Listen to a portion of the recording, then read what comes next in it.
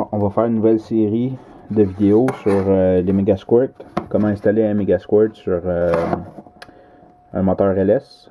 On va assembler, là, j'ai acheté un board V3 avec, on va mettre le chip, le Megasquirt 1. On va rouler le programme MS1 Extra. On va pouvoir driver le moteur au complet, l'ignition, les injecteurs. On va pouvoir driver la fan aussi en avant avec ça. L'idle. Mais l'idle, il sera pas avec le IAC d'origine. Il va être avec un fast idle valve. En gros, c'est pas mal ça. Fait que je vais vous montrer étape par étape comment on assemble le Megasquirt. Quoique c'est super bien identifié dans les instructions. Là. Mais on va tout le faire d'un bout à l'autre. Là. Puis c'est ça. Okay. Premièrement, ce qu'on va assembler, ça va être la section ici, qui se trouve à être la section pour communiquer avec le port DB9, qui va être un port série. Communiquer avec l'ordinateur. Ensuite de ça, après avoir installé cette section-là, on va installer la section du power supply comme tel. Il n'y a pas grand-chose. Je pense qu'il y a un régulateur, quelques condensateurs, pas grand-chose. Probablement qu'on va installer aussi le connecteur DB37 pour pouvoir alimenter le board. Puis on va installer le microprocesseur. Fait que là, on va avoir le setup de base pour pouvoir communiquer avec l'ordinateur. On va tester cette section-là par la suite. Fait que je vais assembler toutes ces composantes-là avec le microprocesseur, le cristal. Puis on va communiquer avec le board après. Puis tant qu'à communiquer avec, on va probablement installer aussi le software dedans qu'on va installer, qui va être le MS1 Extra dans le fond, là, qui va rouler notre processeur. Bon. Finalement, j'ai commencé par assembler la section Power Supply. C'est ce qui est suggéré dans le manuel. Puis ça a bien du bon sens. Fait que ça, c'est le stimulateur qu'il appelle. C'est en fait c'est très très très utile comme board si vous avez à assembler un Megasquirt. Je te dirais pas mal que ça prend ça. Parce que ça sert à alimenter le Megasquirt facilement quand on veut faire des tests pendant l'assemblage. Puis quand on veut le programmer par après aussi, c'est le numéro 1. C'est pas très cher en plus. Là. Fait que c'est ça. Ici, j'ai un fil qui arrive avec du 12 volts dessus, d'un power supply, qui alimente le Megasquirt avec le connecteur standard qu'on va utiliser par après pour l'alimenter. Toute la section power supply est alimentée. On a installé les deux connecteurs. Condensateur. Il y a seulement le socket, parce qu'on va tester nos voltages avant de mettre le chip dessus, pour être sûr que tout est correct, que notre régulateur est bon. Fait que, comme vous pouvez voir ici, là, on a 0 volt là, parce qu'on touche à rien. On a 3 tests à faire. Il faut tester la pin numéro 1, qui est ici. On est supposé d'avoir 5 volts, 5.1. On est supposé tester la pin numéro 20, qui est ici. Et la pin numéro 31, qui est ici. Ça nous prend 5 volts à ces 3 endroits-là, ce qu'on a, qui est parfait. Toujours par rapport au négatif, là, comme tel, là, par rapport au gramme. Fait que c'est ça. On va continuer l'assemblage avec le RS232, puis on revient tantôt pour la communication avec l'ordinateur. Ok, le CPU est dessus avec tout ce que ça prend pour le faire fonctionner. Et puis avec la partie RS232. Quand vous assemblez ça, toutes les petites retailles de résistance et de condensateur, on va les garder pour plus tard. On va en avoir besoin tantôt. Fait que là, on va brancher ça sur l'ordinateur puis on va le vérifier. Bon, ok, pour brancher le Megasquirt, comme je disais tantôt, ça prend le petit board simulateur. On va brancher ça dessus.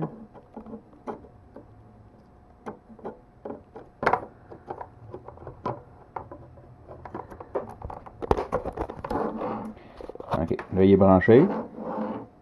On a notre connecteur port série qui vient de l'ordinateur. DB9. On va brancher ça aussi. C'est le COM1 sur l'ordinateur. Le mien. Ça se peut que ce soit d'autres choses sur le vôtre, mais en général, c'est le COM1.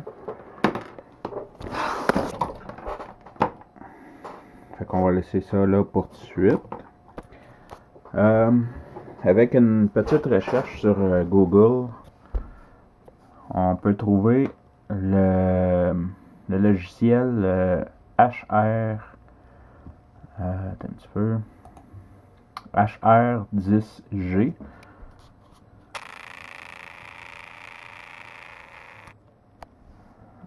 C'est ce que j'ai installé dedans.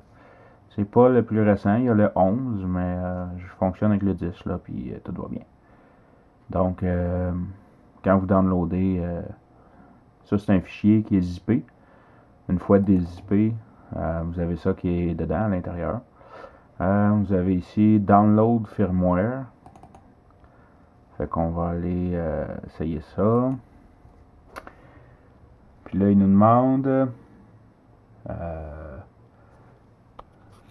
ça dit que c'est ça, là, que ça va tout reprogrammer notre ordinateur. Il nous demande quel COM.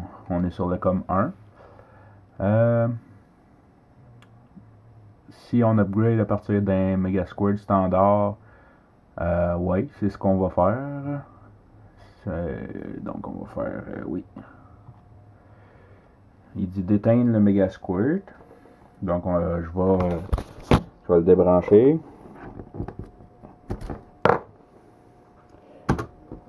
Ensuite, on installe le jumper. J'en ai préparé un. J'ai pris des petites pattes là, de résistance que j'ai pliées en deux. On va venir mettre où est-ce que c'est marqué boot. Longue à faire le focus la caméra. On est boot là ici. Là. Fait que je vais installer le jumper dessus.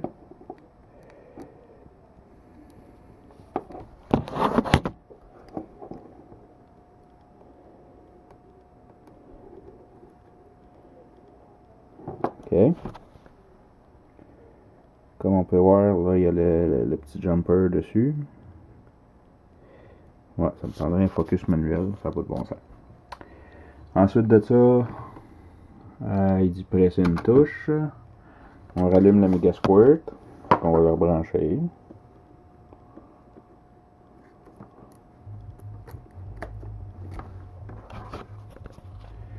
OK. C'est en train de se faire.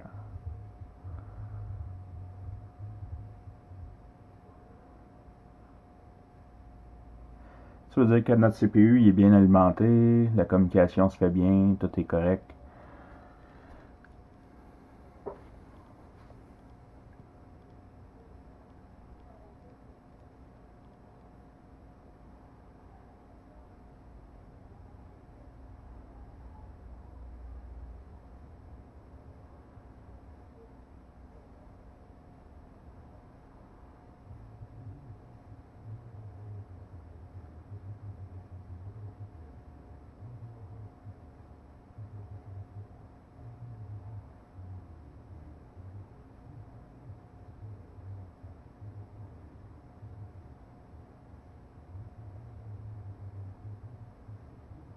On aurait pu couper cette bout-là. Hein?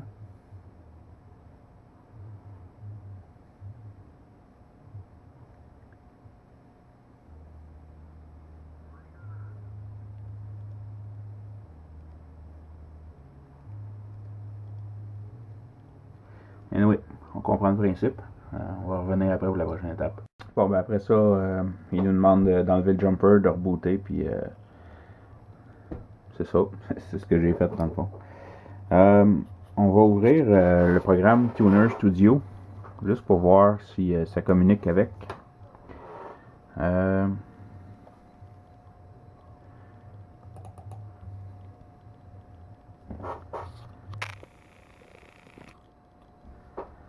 va voir qu'est-ce que ça nous dit. Il dit qu'il y a une différence, ouais, parce que tantôt j'avais un autre Megasquirt de brancher dessus. Fait que lui, c'est sûr qu'il a retenu, mettons, le programme qu'il y avait dans l'autre d'avant. Puis là, quand que je le rebranche, il me dit attention, c'est pas la même chose. Donc,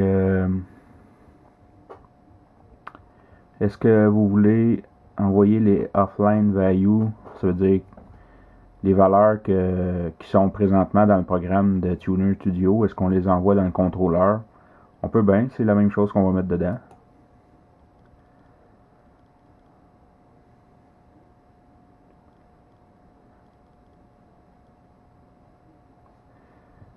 Fait que là, Megasquirt est en ligne, même s'il n'y a pas grand chose d'installé dessus.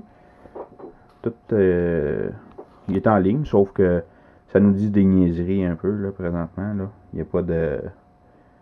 Il n'y a aucune entrée sur le chip qui est faite. Fait que les valeurs qu'il nous donne là, c'est les valeurs qui sont flottantes, là, si on veut. Là. Si je passe mes doigts là, sur le CPU, on voit que ça fait toutes sortes de choses. Là. Juste en passant mon doigt dessus. Là. Mais on voit que ça communique bien, que tout est correct. Fait que, on va arrêter la première partie ici. Ensuite de ça, dans la deuxième partie, on va monter justement les circuits d'entrée qu'on va spécifiques là, pour le moteur LS qu'on va avoir besoin. Puis les sorties aussi, ou en tout cas dans une autre vidéo après, on verra.